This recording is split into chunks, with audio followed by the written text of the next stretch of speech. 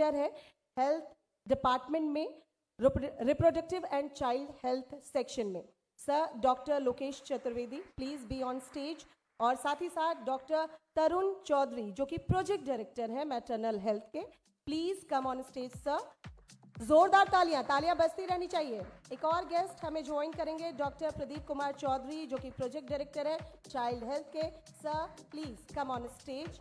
और हमारी सहयोगी Naina Yadav, please Naina come on stage. तो सबसे पहले चाहूंगी कि नैना स्टेज पर हमारे जो खास मेहमान हैं उनका स्वागत करें, और स्वागत कुछ इसी अंदाज में करें। Naina, doctor Lokesh Chaturvedi, welcome sir. जोरदार तालियां बजती रहनी चाहिए। देखिए हौसला बढ़ाना है और तभी हम बीमारू स्टेट की श्रेणी से बाहर आएंगे। डॉक्टर तरुण और डॉक्टर प्रदीप, बहुत बहुत स्वागत है सर आप लोगों का। और हमारा टॉपिक रहने वाला है राजस्थान में मातृ शिशु स्वास्थ्य में होता सुधार। नैना, ओवर टू यू। श्वेता, आवाज आ रही है मेरी?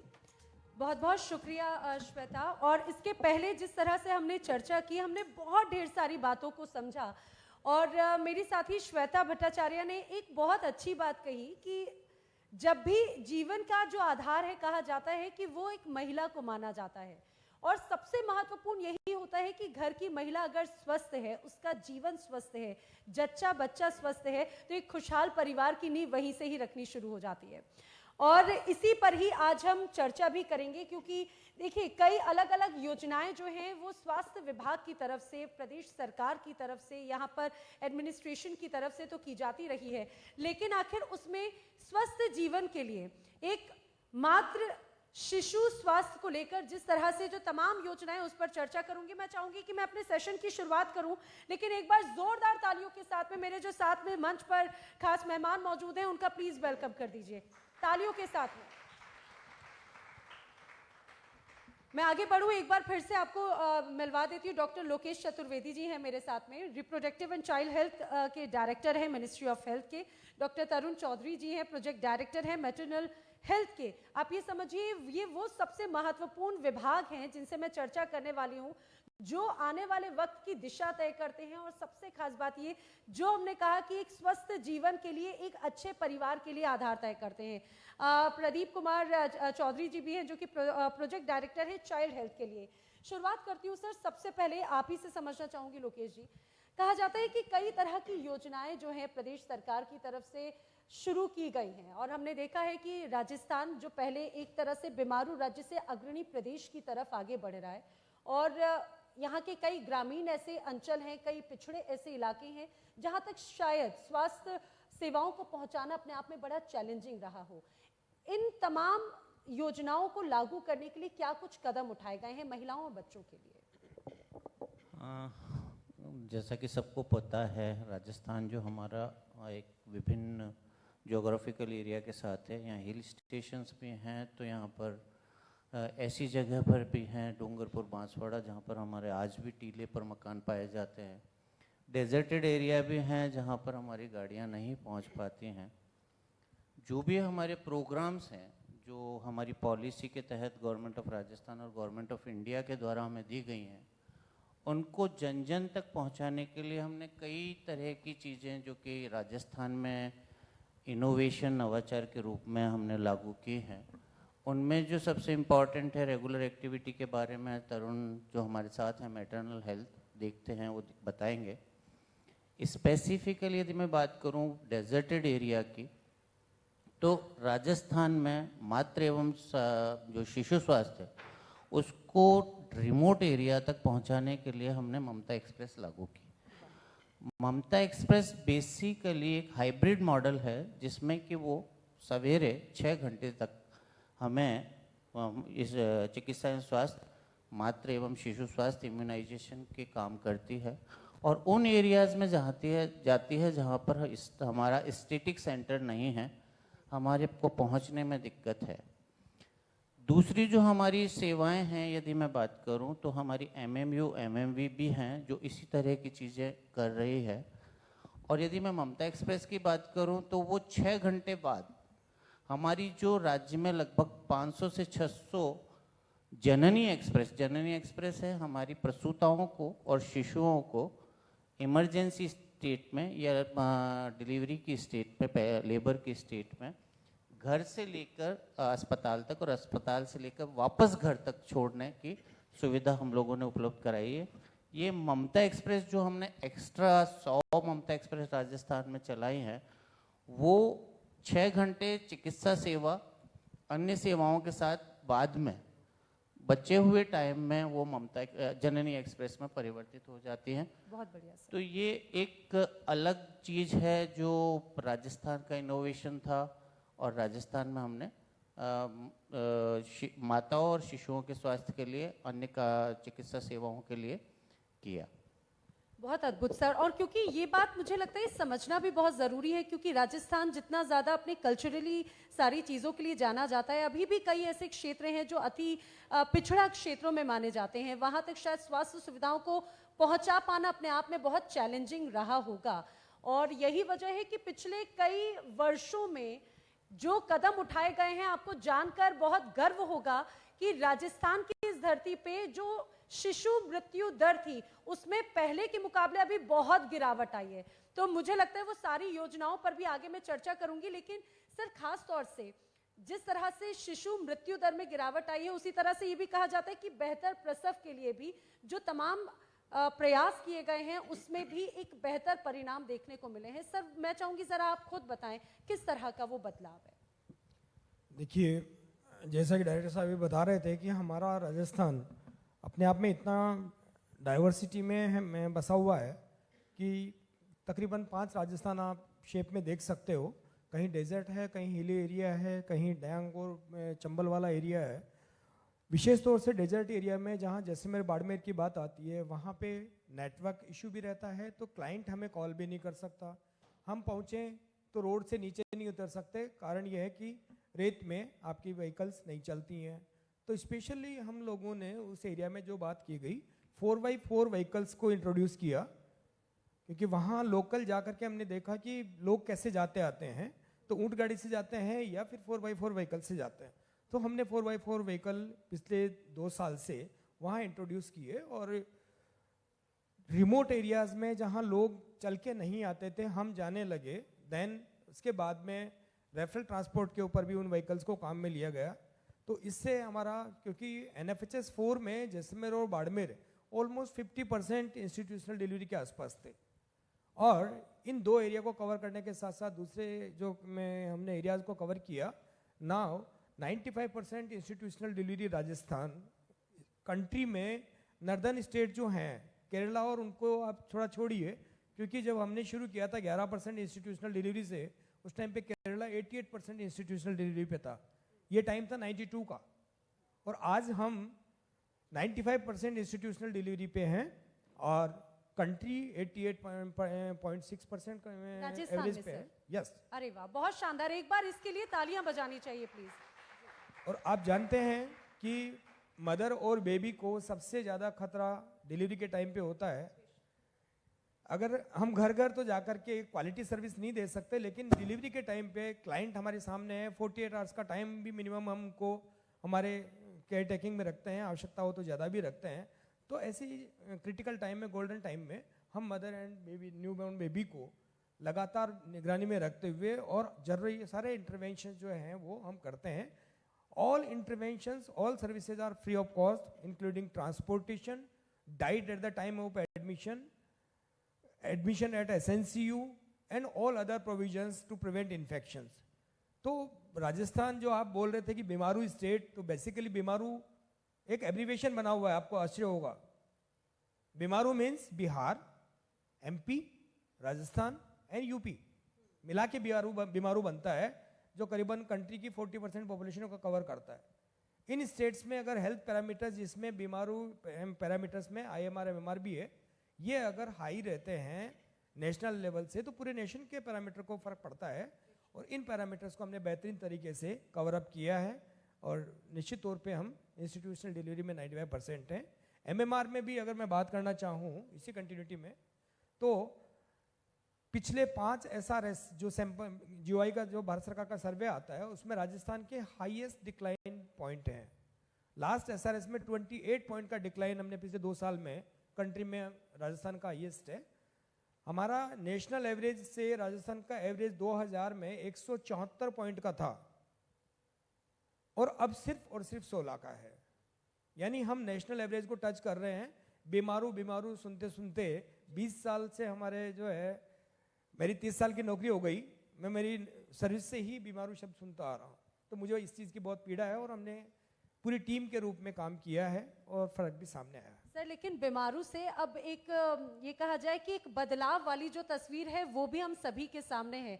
मुझे लगता है उस पर भी हम चर्चा करेंगे। एक समृद्ध प्रदेश जो है वो अब राजस्थान बन चुका है और आने वाले वक्त में भी जो कदम उठाए जा रहे हैं, मुझे लगता है वो तस्वीर बहुत अलग होगी। क्योंकि मैं अपने यहाँ पर जो लोग मौजूद हैं और क्योंकि इसका प्रसारण जो है वो लगातार टीवी पर भी चल रहा है, ये भी बताते चलें, अपने व्यूअर्स को भी बताएं कि कोविड के समय में जिस तरह से कदम उठाए गए, वो राजस्थान की तरफ से उठाए गए कदमों की पूरे देश में सराहना की गई। और वो कोविड के वक्त पे जो तमाम योजनाएं या फिर जो एक्शन थे, क्वारंटीन जैसे जो शुरुआत थी, वो राजस्थान में आखिर कैसे हुई, आगे भी चर्चा करूंगी। लेकिन उसके पहले मैं प्रदीप जी जरा आपसे समझना चाहूंगी, क्योंकि मात्र शिशु दर को अगर कंट्रोल करना है और ये कहा जाता है कि उसमें बच्चों के लिए टीकाकरण अपने आप में बहुत ज्यादा चैलेंजिंग हो जाता है। किसी भी संस्थान के लिए जाहिर सी बात है, अगर प्रसव अच्छे दिया जाता है, बच्चों की टीकाकरण को लेकर अगर आगे कदम बढ़ाए जाते हैं, तो उसका जीवन भर जो है वो एक स्वस्थ जीवन की तरफ बढ़ता है। क्या वाकई में ऐसा है और उसके लिए क्या कदम राजस्थान में उठाए गए हैं? तरुण सर ने जो बताया कि मैटरनल मोर्टिलिटी जिसको MMR बता रहे हैं, उसमें जो डिक्लाइंस हुए हैं वो आप सबने सुने। थोड़ा सा मैं आपको बताना चाहूँगा कि जो चाइल्ड हेल्थ को कैसे नेशनल लेवल पे और इंटरनेशनल लेवल पे नापा जाता है।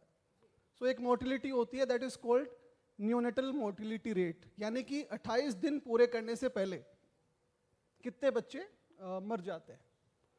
सो एक वो इंडिकेटर है और ये इंटरनेशनल इंडिकेटर है। और हमारे लिए जो सस्टेनेबल डेवलपमेंट गोल 2030 है, उसमें भी ये नेशनल टारगेट है कि हमको 12 प्रति 1000 जीवित जन्म, मतलब 12 से ऊपर हमारे नवजात नहीं मरे। हमने ये नेशनल टारगेट अडॉप्ट किया है सस्टेनेबल डेवलपमेंट गोल में 2030 के लिए।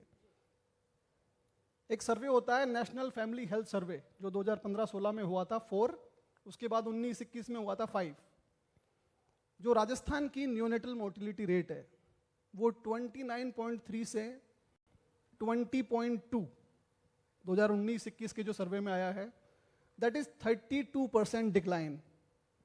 5 सालों में हमने 32% डिक्लाइन किया है नियोनेटल मोर्टिलिटी में, and that is double the national average. जो नेशनल डिक्लाइन है दैट इज अराउंड 15-16%, जो पूरे स्टेट्स का एवरेज होता है। और जो राजस्थान का डिक्लाइन है that is 32%। And I can assure you all, हमने अगर यही पेस मेंटेन रखा तो आप 12 छोड़िए, हम सिंगल डिजिट में ले आएंगे, यानी कि 10 से कम। जोरदार तालियां इसके लिए प्लीज। हम हमारी न्यूनेटल मोर्टिलिटी को सिंगल डिजिट में ले आएंगे by year 2030। And this is what we are trying to highlight कि सन 2000 की मैं बात करूं तो हमारे सारे इंडिकेटर, चाहे वो मैटरनल मोर्टिलिटी हो, चाहे वो न्यूनेटल हो, चाहे इन्फेंट हो, हमारे नेशनल एवरेज से 20 to 25% हायर साइड में थे। And right now we are neck to neck, and in some indicators we are doing very well. And further जो आपने बताया कि जो टीकाकरण की बात आप कर रहे हैं, टीकाकरण हमारा जो फुल इम्यूनाइजेशन है, यानी कि 1 साल तक के बच्चे को सारे टीके लगे, इसका इम्पैक्ट आता है इन्फेंट मोर्टिलिटी पे, यानी 1 साल तक के कितने बच्चे 1 साल पूरा करने से पहले मर जाते हैं। So this all are contributing. हमने उसके लिए हमारी जो आप नर्सरी बोलते हैं, जो NICU होते हैं, हमने वो एस्टैब्लिश किए हैं।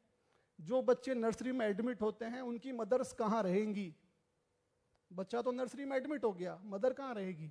उसके लिए हमने mother newborn care unit establish किए हैं। हम वो भी ध्यान रख रहे हैं कि मदर, क्योंकि उस टाइम जब उसका बच्चा नर्सरी में एडमिट होता है तो वो डिप्रेशन में होती है, टेंशन में होती है, वो उसके ब्रेस्ट फीडिंग को अफेक्ट करता है, उसके ब्रेस्ट मिल्क सिक्रेशन नहीं होता मदर के। हम वहाँ तक भी सोच रहे हैं। हम चाहते हैं कि राजस्थान एक मॉडल स्टेट बन के उभरे मैटरनल और चाइल्ड हेल्थ सर्विसेज में। Thank you. ये अपने आप में बहुत खास है। आप ये समझिए कि एक मासूम बच्चे की तो सेहत का ध्यान रखा ही जाता है, उसके लिए तो योजनाएं हैं ही, लेकिन ना सिर्फ प्रसव के दौरान बल्कि प्रसव के बाद में भी जो जच्चा बच्चा वो स्वस्थ रहे हैं उसके लिए भी उसी तरह से योजनाएं जो हैं वो जरूर यहाँ पर चलाई जा रही हैं। लेकिन लोकेश सर, एक बात जरा मुझे और समझाने की कोशिश कीजिए, ये मेरे मन की उत्सुकता है। हमने देखा कोविड के वक्त में बहुत ज़्यादा चैलेंजेस रहे, अभी पूरी दुनिया उससे जूझ रही थी, लेकिन राजस्थान ने जिस तरह से कदम उठाए उसकी सबने तारीफ भी की। कोविड प्रोटोकॉल का सबसे पहले पालन कराना या क्वारंटीन जैसा शब्द जो हमारे लिए सभी के लिए बहुत कुछ नया था, आखिर वो कैसे यहाँ पर शुरू किया गया? और इस दौरान कई ऐसे भी लोग थे जो प्रसव के लिए परेशान हो रहे थे, महिलाएं परेशान हो रही थी, उस दौरान किस तरह से कदम उठाए गए हैं? मैं आपको स्पेसिफिकली यदि बात करते हैं तो आप लोगों को सबको कोविड के समय के पीड़ा आप सब लोगों ने देखी है, हम लोगों ने भी देखी है। आप लोग तो घर में बंद होकर दिन भर इसी चीज़ को देखते थे, हमें थोड़ा सा सहूलियत थी कि हम ऑफिस आ जाते थे। जो हम लोगों ने व्यवस्थाएं की उसमें सबसे पहली व्यवस्था जो हमारी थी उसमें हमने हमारे जितने भी रेफरल व्हीकल्स थे, चाहे वो हमारी आरबीएस के टीम के हों, चाहे वो हमारी आईएपी यानी कि इंटीग्रेटेड एम्बुलेंस प्रोजेक्ट के हों या ममता एक्सप्रेस टाइप के हों, इन सब को हमने सर्वे में लगाया था, जिससे कि हम हमारे वे लोग जिनको हमारी नॉन कम्युनिकेबल डिजीज़ जिसे आप ब्लड प्रेशर, डायबिटीज़ इसके नाम से जानते हैं, उनको घर घर देखना, उनकी आवश्यकता के अनुसार घर घर दवाइयाँ पहुँचाना, ये सारा काम हमने लगातार किया। साथ ही अस्पतालों में कुछ चीज़ें ऐसी होती है जिसे हम प्लांट सर्जरी के नाम से जानते हैं। प्लांट सर्जरी को हम लोगों ने जितना डिले कर सकते थे किया, और इमरजेंसी में जितनी हमारी कोविड के वो थे प्रोटोकॉल फॉलो करना था, हमारी गर्भवती महिलाएं जिनको कि हमें ज़रूरी थी सेवाएं देना, इस तरह की सेवाओं को प्राथमिकता देते हुए हमारे रेफरल ट्रांसपोर्ट को इस्तेमाल करते हुए, उपयोग करते हुए उनको हमने त्वरित गति से सारी सेवाएं पहुंचाने की कोशिश की, उन तक दवाएं पहुंचाने की कोशिश की। इम्यूनाइजेशन से आप लोग वाकिफ़ हैं, जगह जगह पर हमारे वैक्सीनेशन सेंटर्स, वैक्सीनेशन सेशंस हम लोगों ने लगाए, ऑफिसेज में जा जा के वैक्सीनेशंस लगाए, फर्स्ट एंड सेकंड डोज आप लोगों ने सबने विटनेस की है, सबने देखी है। तो राजस्थान ने ये सारी चीज़ें की हैं। साथ ही इमरजेंसी के लिए ज़रूरी है एस्टेब्लिश होना आईसीयू का, ऑक्सीजन प्लांट्स का, ऑक्सीजन कंसंट्रेटर्स का। इस पर भी राजस्थान ने बहुत तेज़ी से प्रगति करते हुए, मैं आपको बताऊं, हमारे पास 40,000 ऑक्सीजन कंसंट्रेटर्स थे जो अस्पताल में जगह उपलब्ध रहे उसके लिए हम लोग घर पर प्रोवाइड कराते थे उन सर, लोगों जब को। पूरे भारत में ऑक्सीजन की कमी को लेकर लोग परेशान हो रहे थे, तब आप लोग लोगों को घर घर वो सुविधा प्रोवाइड करवा रहे थे। सुविधा ऑक्सीजन कंसंट्रेटर के माध्यम से स्टेप डाउन जो मरीज हमारा होता था, जो ठीक हो रहा होता था, जिसको कि हम अस्पताल से अलग रखकर सेवाएं दे सकते थे, परंतु उसको ऑक्सीजन की आवश्यकता थी, ऐसे मरीजों को हम सीरियस मरीजों के लिए अस्पताल खाली करते हुए घर पर वो ऑक्सीजन कंसंट्रेटर प्रोवाइड करा रहे थे। निरंतर हमारे माताओं शिशुओं को स्वास्थ्य सेवाएं मिलती रहें, जैसा मैंने बताया, रेफरल सेवाओं को हमने वो किया, हमारे स्टाफ लगातार घर जाकर उनसे चर्चा में रहा। बहुत बढ़िया सर, क्योंकि कोविड के समय में हमने देखा कई लोग खासतौर से ऑक्सीजन की कमी के ही चलते हमने अपने भी आसपास कई लोगों को खोया है। तो अगर ऐसे समय में यहाँ पर लोगों के घर घर पे अगर जिनको ज़रूरत है उनको ऑक्सीजन की सुविधा ज़रूर दी गई। एक बार फिर से मैं चाहूँगी ज़रा तरुण जी आप ये भी समझाने की कोशिश कीजिए, क्योंकि कहा जाता है कि जो पिछड़े इलाके हैं वहाँ पर स्वास्थ्य सेवाएं पहले के समय में जब नहीं पहुंच पाती थी, तो कई ऐसी महिलाएं थी जो eight the time of pregnancy या फिर eight the time of delivery वो जीवित तक नहीं रह पाती थी क्योंकि संसाधनों की बहुत ज़्यादा कमी थी। अब वो परिस्थिति कैसे बदली है और इसको और बेहतर बनाने के लिए विभाग की तरफ से क्या एक्शंस लिए जा रहे हैं?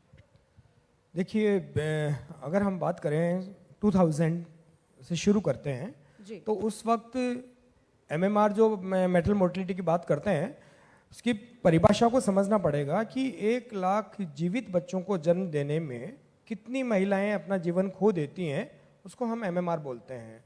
तो ये 2000 में 501 था, यानी 1 लाख बच्चों को जन्म देने में 501 माताएं अपना जीवन खो देती थी भिन्न भिन्न कारणों से। वर्तमान में 2022-23 में हम बस कह सकते हैं कि ये 113 रिड्यूस होकर के हो गया है, यानी सालाना जहां 7 से 8,000 माताओं की मृत्यु होती थी अब वो 1200-1300 के आसपास है। ये वो एरियाज हैं जहां पे किसी न किसी वजह से अचानक डिलीवरी में कॉम्प्लिकेशंस आते हैं, जिसमें पीपीएच अपने आप में एक ऐसा मुख्य कारण होता है कि डिलीवरी हो गई, बेबी आउट हो गया, प्लेसेंटा आउट हो गया और अचानक ब्लीडिंग शुरू हो गई। इसको एटोनिक पीपीएच बोलते हैं, without any sign, without any alarm. वहाँ पे रिमोट एरिया में, क्योंकि डिलीवरी पॉइंट्स हमारे ग्रामीण लोकल जो एरियाज है 10 किलोमीटर 15 किलोमीटर में एक डिलीवरी गवर्नमेंट सेंटर मिलना चाहिए, ये हमारा मैंडेटेड 2065 हमने डिलीवरी पॉइंट्स बना रखे हैं। देन हायर सेंटर्स होते हैं जहाँ पे पूरी team with operation theatre intervention and blood bank के साथ में होती हैं, वो 160 सेंटर होते हैं। तो ये पूरे के पूरे सेंटर्स हमने स्ट्रेटेजिकली ज्योग्राफिक लॉन्गिट्यूड लेटीट्यूड के लोकेशन के ग्राउंड के ऊपर राजस्थान के अंदर एस्टेब्लिश किए हुए हैं, सभी को डिस्प्ले किए हुए हैं। हाँ, ये बिल्कुल आज मैं मानता हूँ कि स्पेशलिस्ट जो हमारे गायनो एंड दूसरे हैं डिस्ट्रिक्ट से लोअर साइड पे उनकी संख्या अभी भी विशेषज्ञ कम होने से थोड़ी प्रॉब्लम में है, लेकिन इस चीज़ को हम कवर अप कर रहे हैं हमारे रेफरल ट्रांसपोर्ट से। 108 लाइफ सेविंग एम्बुलेंसेज ये पूरे राजस्थान के अंदर जननी एक्सप्रेस के साथ साथ पूरा जाल बना हुआ है और क्रिटिकल कंडीशंस में इमीडिएटली जो है उसको ट्रांसपोर्ट किया जाता है हायर सेंटर पे। साथ ही साथ हमने रिसेंटली एक डिवाइस शुरू किया है, यूट्राइन बैलून टेम्पोनेट। अगर पीपीएच होता है तो मैकेनिकल मेथड से वो एक डिवाइस है जो कि इंसर्ट किया जाता है और 2 to 3 मिनट्स में उसको इन्फ्लेट करते हुए और पीपीएच कंट्रोल या ब्लीडिंग कम हो सकती है और लेडी को 2 घंटे 3 घंटे कम से कम मिल जाते हैं ताकि वो एप्रोप्रिएट सेंटर पे जहाँ पे थिएटर का इंटरवेंशन है वहाँ तक पहुँच सके।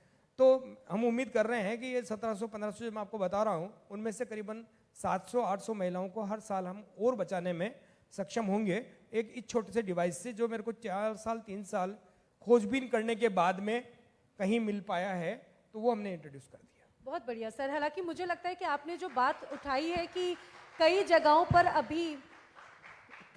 पर अभी भी शायद विशेषज्ञों की कमी है, तो राजस्थान में हर डिस्ट्रिक्ट पे अगर एक तरह से मेडिकल कॉलेज बनाए जाने की बात कही जा रही है तो आने वाले वक्त में शायद वो भी कमी जो है पूरी हो जाएगी। सर मैं गलत नहीं हूँ तो, है ना? इसी तरह की योजना है कि आने वाले वक्त में राजस्थान सरकार की तरफ से ये भी कहा गया है हर डिस्ट्रिक्ट में मेडिकल कॉलेजेस होंगे, तो जो कमियां हैं मुझे लगता है आने वाले वक्त में वो भी दूर होगी। लेकिन प्रदीप जी एक चीज को और जरा समझाने की कोशिश कीजिए, क्योंकि जो मेरा सवाल था कि जो पिछले कई ऐसे इलाके हैं वहां पर इस परिस्थिति को बदलने के लिए और वहां पर कुपोषण के भी सबसे ज्यादा सिर्फ राजस्थान नहीं बल्कि राजस्थान की सीमाएं जिन जिन राज्यों से जुड़ती हैं, मध्य प्रदेश हो या अन्य राज्यों में भी, उन सीमाओं में सबसे ज्यादा कुपोषण जैसे शिकायतें बहुत ज्यादा मिलती हैं और यही वजह है कि कई बच्चे कुपोषण के चलते अपनी जान दे देते हैं टीकाकरण के साथ साथ। तो इसको लेकर भी आखिर क्या कहा जाएगा, इसको लेकर क्या प्रोग्राम्स हैं?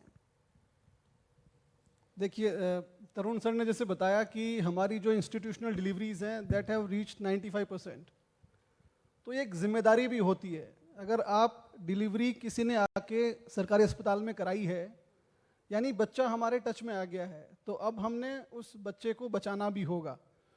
और जो आप कह रहे हैं कि जो हमारे दूर दराज के क्षेत्र हैं उनके लिए क्या प्लान है, मैं आपको बताऊं, करीब 15 साल पहले अगर किसी बच्चे को जो छोटा न्यूबॉर्न बच्चा होता है, नवजात होता है, उसे कुछ कॉम्प्लिकेशन हो गया, बहुत प्रीटर्म बहुत जल्दी वो पैदा हो गया या फिर उसका वजन बहुत कम रहा पैदा होते टाइम, या उसने कुछ एस्पिरेट कर लिया, तो उसको नर्सरी में रखते थे जो सिर्फ मेडिकल कॉलेजेस में थी।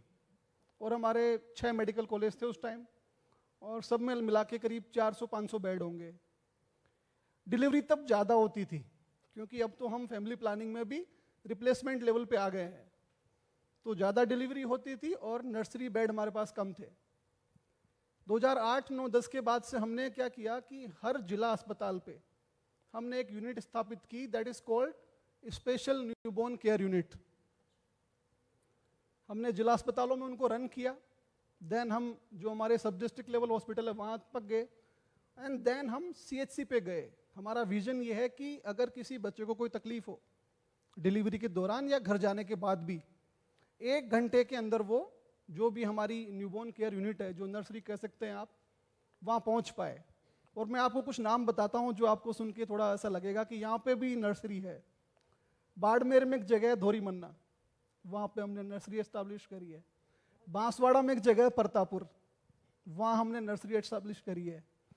अभी पाइपलाइन में चल रहा है, अलवर में एक जगह है गोविंदगढ़, बांसवाड़ा में एक और जगह है कुशलगढ़, आप सुनेंगे बीकानेर में नोखा, आप सुनेंगे अकलेरा झालावाड़ में, शायद आपने नाम भी नहीं सुना होगा। यहाँ पे नर्सरीज एस्टैब्लिश हम कर रहे हैं, and we want to achieve कि हमारा जो एडमिशन जो नर्सरीज में रहा, every year we are improving. But देखिए, सिर्फ एडमिट करना ही आपका टारगेट नहीं हो सकता। गवर्नमेंट ऑफ इंडिया कहती है कि नर्सरी में क्योंकि डेलिकेट बच्चे आते हैं, तो 80% बच्चे एटलीस्ट जो आपने एडमिट किए वो सरवाइव करने चाहिए।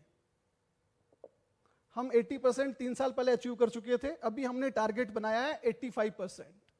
और हमारे एडमिशन 90,000 थे 3 साल पहले, फिर हमने 96,000 किए, लास्ट ईयर हमने 1,12,000 बच्चे बहुत बढ़िया, बहुत शानदार। एडमिट किए हैं विथ 84% सर्वाइवल। जो कुपोषण की आप बात कर रहे हैं, कुपोषण में देखिए क्या होता है कि अगर जैसे बच्चा लो बर्थ वेट पैदा होता है, तो उसको उस जो नॉर्मल बच्चे के लेवल पे वेट गेन करने में कुछ दिक्कतें रहती है। तो ये एक पूरा साइकिल है, इसमें पॉवर्टी भी लिंक्ड है, इसमें अनएम्प्लॉयमेंट भी लिंक्ड है, और वो जो पॉकेट्स हैं उन्हीं में वो घूमता रहता है। जब वो अर्ली एज में मैरिज होगी और जब वो मदर बनी तब उसका वेट कम था, लेटर ऑन बच्चा भी कमजोर पैदा होता है, देन जब वो जिस घर में पैदा हुआ उसमें सोर्सेज भी कम हैं। तो हम इसके लिए जो WCD डिपार्टमेंट है ICDS, उसके साथ मिलके काम करते हैं, and we are running a programme called AMMA, acute malnutrition management and action. हम चाहते ही नहीं कि कोई बच्चा इतना कुपोषित हो कि उसको अस्पताल में भर्ती करना पड़े, और फिर भी अगर ऐसी नौबत आए तो हमारे पास 40 माल न्यूट्रिशन ट्रीटमेंट सेंटर भी हैं, and we are having 75% cure rate, and there is no death in last year in our कुपोषण उपचार केंद्र। So we are working on that aspect also. So overall, we are taking it as a responsibility कि हम जो भी राजस्थान में माताएं हैं और बच्चे हैं, चाहे वो हमारे अस्पताल में चाहे वो प्रीटर्म पैदा हो गए हों।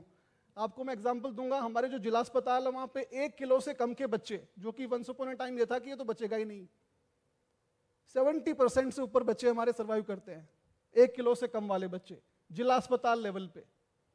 सो we are doing that with very dedication, और हम इसको आगे भी कंटिन्यू करेंगे विद द विजन ऑफ 2030। मेरा अगला सवाल एक्चुअली उसी चीज को लेकर है। मैं चाहूंगी सर एक बार एक एक करके आप लोगों से समझना चाहूंगी कि मिशन 2030 जो दिया गया है, वो ये कहा जाए कि सतत विकास का एक तरह से लक्ष्य निर्धारित किया गया है हर एक क्षेत्र के लिए, राजस्थान सरकार की तरफ से, राजस्थान यहाँ पर एडमिनिस्ट्रेशन की तरफ से। सर इसमें खास तौर से महिलाओं और बच्चों के लिए क्या कुछ प्लानिंग से, मैं चाहूंगी एक एक बार आप सभी से प्लानिंग का पूछते हैं। हाँ, मैं थोड़ा सा आपको ठीक मतलब कंसेप्ट क्लियर करूं। मिशन 2030 जो है अभी जो वर्तमान में चल रहा है, एक्चुअली यदि हम बात करें तो अमूमन तौर पर जितनी भी पॉलिसी आती है उसके बारे में चर्चा होती है कि ये सारी पॉलिसीज़ AC में बैठ के अफसरों द्वारा बनाई जाती हैं, जैसा कि मैडम ने भी बोला था। पहली बार ऐसा हो रहा है कि हम हर लेवल के ऑफिसर्स, हमारे कर्मचारी, हमारे नागरिक, स्टूडेंट्स, इन सब से जो भी जिस भी क्षेत्र में वो अपने सुझाव देना चाहता है, अपना मन बताना चाहता है, उनसे पूछकर फाइनल एक डॉक्यूमेंटेशन विजन 2030 के नाम से तैयार कर रहे हैं सभी डिपार्टमेंट, खाली मेडिकल एंड हेल्थ ही नहीं, सभी डिपार्टमेंट अपना अपना डॉक्यूमेंटेशन तैयार कर रहा है और फाइनली सभी डिपार्टमेंटों की अच्छे सुझावों को इनकॉर्पोरेट करते हुए राजस्थान का विजन डॉक्यूमेंट बनाया जाना है। ये उसमें है। इनमें जो चीज़ें आई हैं मैं आपको बताते हुए मुझे अच्छा लग रहा है कि कुछ चीज़ें ऐसी हैं लगभग 90% जो हम ऑलरेडी इम्प्लीमेंट कर चुके हैं। 10% ऐसी चीज़ें हैं जो हम टर्शियरी केयर वगैरह के बारे में जो सुझाव आते हैं वो हम इम्प्लीमेंट नहीं कर पाए हैं। ये बहुत बढ़िया बात है कि जैसा कि क्रिटिसाइज़ होता था कि एसी में बैठ के बनाया जाता है, परंतु फिर भी हमने वो प्लानिंग की जो हमारी नागरिकों को ज़रूरी था। यदि मैं बहुत स्पेसिफिक बात इसमें करूं तो जो हमारे पास सुझाव आए, जिस तरह के भी सुझाव आए हमने उनको एनालाइज किया, मैं भी उसी कमेटी में था और उसको अलग अलग चीज़ों में हमने डिवाइड भी किया। ये सारी चीज़ों को इनकॉर्पोरेट करते हुए अब मैं आपको एक बहुत स्पेसिफिक चीज़ बताता हूँ राजस्थान गवर्नमेंट की। जी सर। चाइल्ड हेल्थ की यदि मैं बात करता हूँ तो हमारे एक प्रोग्राम चलता है HBNC। ये एक प्रोग्राम है जिसमें बच्चे को हमारी आशाएं घर घर जाकर उनमें कोई इमरजेंसी के साइन तो नहीं है जिससे कि उसको रेफ़र करने की आवश्यकता है, घर वाले चूक तो नहीं रहे हैं, उसके जो परिजन हैं वो चूक तो नहीं रहे हैं। इसके लिए हमने आशाओं को ट्रेन किया है और आपको सुनकर आश्चर्य होगा कि हमारी आशा पैदा होने के बाद 7 दिन के अंदर उसकी ड्यूटी है कि वो 4 बार उसके घर जाए, जो उसके हाई रिस्क साइन है उसको देखे और यदि उसको किसी भी तरह का कोई साइन नज़र आता है तो तुरंत प्रभाव से उसको रेफर करे। इस तरह की हमारी कई गतिविधियां हैं जो जनरली शहर में रहने वाले आदमियों को नहीं पता होती। हमारे गांव में तो वो आशा बहनें जाती हैं इसलिए उनको पता होती है। तो मैं ये बताना चाह रहा हूँ कि ऐसा नहीं है कि हम मोटा मोटे उस पर ही सारी चीज़ें देख रहे हैं, बारीकी से भी सोच रहे हैं। इसका दूसरा एग्जाम्पल जो मैं देना चाह रहा हूँ, जैसा हमने बात की ममता एक्सप्रेस की डेजर्टेड एरियाज वगैरह के लिए, परंतु हमने शहरों के बारे में भी सोचा है। राजस्थान में करीब 45 बाइक एम्बुलेंसेज शहरी क्षेत्रों में हैं जो जौहरी बाजार जैसे जयपुर में जो रहते हैं सब परिचित होंगे। जौहरी बाजार या चांदपोल के जो पतली गलियां हैं उस पर हमारी एम्बुलेंसेज जो नहीं पहुंच पाती है, उसके लिए हमने फर्स्ट एड की फॉर्म में कम से कम फर्स्ट एड हम पहुंचा सकें 45 ऐसी एम्बुलेंसेज अलग अलग शहरों में, जोधपुर में, उदयपुर में, जयपुर में चला रखी हैं। तो ये सारी चीज़ें सजेशन के तौर पर भी हमारे पास आई जो हम ऑलरेडी इम्प्लीमेंट कर चुके थे। ये बहुत बढ़िया बात है कि जो लोगों के सुझाव आए उस पर भी इम्प्लीमेंट किया। सर मैं चाहूंगी एक एक लाइन में मिशन 2030 को लेकर आपकी प्लानिंग जरा बताएं। विजन 2030 में मैटरनल हेल्थ की तरफ से जो सजेशंस आ रहे हैं और हमारा पहले से ही मैंडेट है कि हम जो मैटरनल मोर्टेलिटी की बात कर रहे हैं, क्योंकि सारी सेवाएं इसी से जुड़ती है, अल्टीमेट इंडिकेटर है, तो ये हम 70 से नीचे लाना चाहेंगे, जो कि हो सकता है हम 70 से भी और ज़्यादा अचीव कर लें, क्योंकि 70 तक हम 2026 तक पहुंचने की स्थिति में है। जो मोमेंटम हमारा चल रहा है और उसमें और जो अच्छे इनपुट आए हैं उनको इनकॉर्पोरेट करते हैं तो हमारी स्पीड और बढ़ने के चांसेस हैं। साथ ही साथ इंस्टीट्यूशनल डिलीवरी भी towards 100%। Frankly saying 100% institutional delivery कभी भी नहीं हो पाती है, बिल्कुल ये संभव ही नहीं है साइंटिफिकली। केरला 88% पे 1992 में था, ठीक है ना, अभी 99.6 पे है। मीन्स 10% की जर्नी करने में उसको 30 साल लग गए। 100% नहीं हो सकता। कारण ये है कि हमारी जियोग्राफी, टोपोग्राफी और मोमेंटम, रात के 2 बजे बारिश हो रही है और आपकी रोड जाम है, आपकी गांव से निकल के उस पर पहुंच नहीं सकते, तो बहुत सारी चीज़ें होती है। टुवर्ड्स 100% इंस्टीट्यूशनल डिलीवरीज को हम कवर करना चाहेंगे और होम डिलीवरीज के कुछ पॉकेट्स हैं, उनमें स्पेशल अलर्ट और स्पेशल हमारा ड्राइव चलाते हुए उन लोगों को हम मूव करेंगे कि आपकी रक्षा के लिए हम तैयार खड़े हैं, आप हॉस्पिटल में आइए, बिल्कुल साफ सुथरे हैं, व्यवहार हमारा अच्छा है, काम हमारा अच्छा है, तो हम आपका ध्यान रखेंगे क्रिटिकल टाइम में, तो हम इसमें भी लगे हुए हैं। बहुत बढ़िया सर, बहुत शानदार sir. As we discussed earlier कि जो हमारे टारगेट्स हैं 2030 के लिए, that is 12 of neonatal mortality we will be getting in single digit, and that's our like motto कि हमें सिंगल डिजिट में लाना है।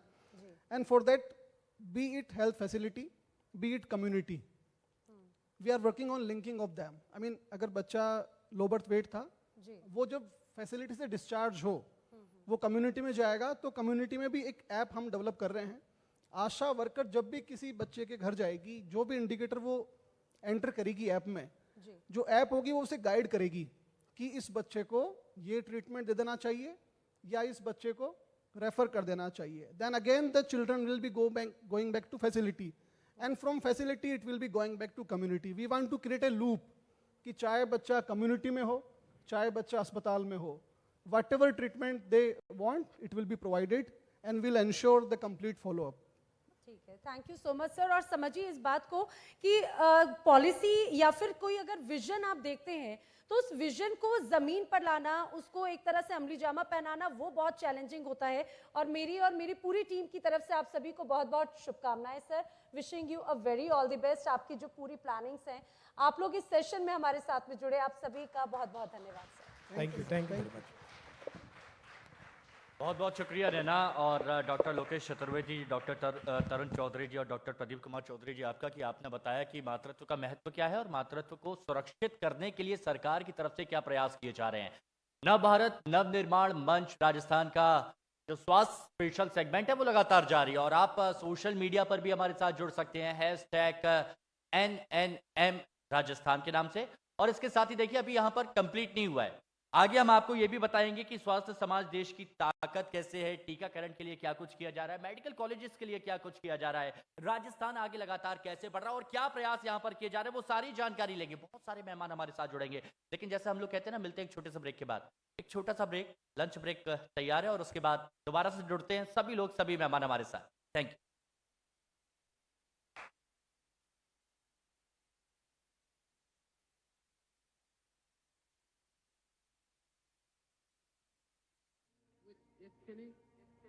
क्यों जरूरी है बदलना, कभी सोचा है?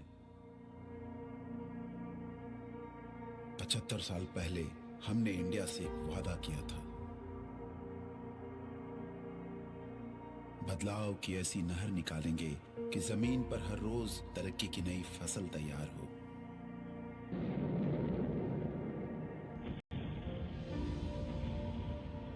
There is a lot of geopolitical pressure, but you took a decision.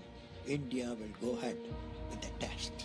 आसान नहीं था आगे का रास्ता, पर तमन्ना तो आसमान में उड़ने की थी. ऊपर से भारत कैसा दिखता है आपको? सारे जहां से अच्छा.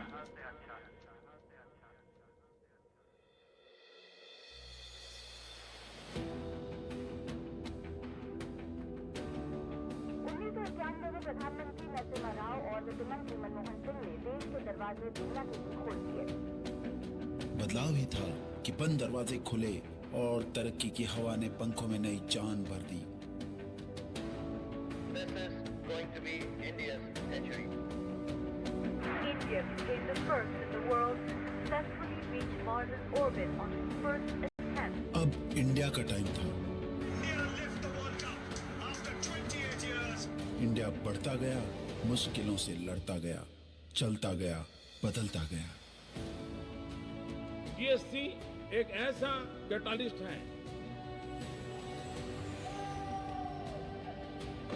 We need now to build an Atmanirbhar Bharat. Markets have hit a fresh lifetime और तमाम benchmark Bring of an all-time high on the market. आज तैयार है आसमान. India has made a vaccination record. और इंडिया भर रहा है हर रोज एक नई उड़ान. और इस बार इसके साथ आप भी उड़ान भरेंगे. इंडिया बदलेगा, आप भी बदलेंगे. इंडिया बढ़ेगा, आप भी बढ़ेंगे. ईटी नाउ स्वदेश, बदलो बढ़ो देश के साथ. Presenting a show You're watching the Urban Debate. नालों का पानी where we try to find answers for all the questions the day has brought with it. A show where instead of easing behind bickering and noise, authorities are forced to commit and respond on issue so we can together improve our urban reality. The Urban Debate with Shriya Dhondia, weeknights at 8 p.m. only on Mirror Now.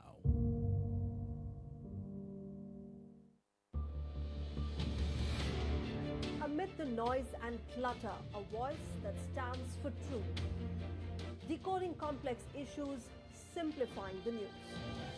From health and education to security and infrastructure, your issues are our priority. I'm Shreya Upadhyay. Watch me on Mirror Now. You first.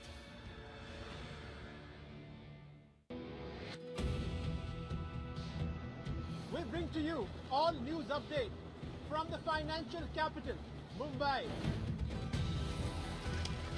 Political happenings, civic apathy, crime investigation, all at one place. In Mirror Now, we report what matters to you. We are present at ground zero. It is continuously raining. The huge traffic jam. This is the bridge, which has been closed. We make the most powerful accountable.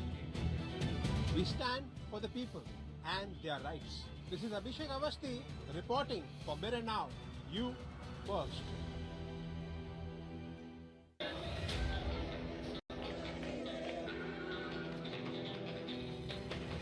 From politicians' dharna to citizens' agitation, for us, every issue is of equal importance. We at Mirror Now report from the ground on the issue that interests you, that impacts you. Government doesn't have that willpower.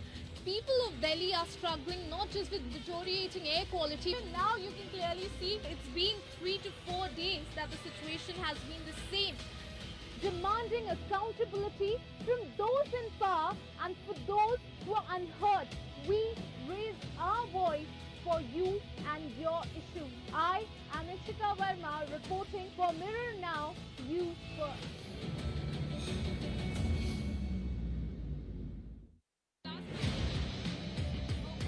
News is not only just information but to expose what's happening wrong around you. Right now I'm standing inside a government hospital. It is maintained so badly. Inside this house it has been completely flooded. In Mirror Now, we make the most powerful accountable. Because we are a voice for the unheard. I am Toya Jakshi Shekhar reporting for Mirror Now. You first.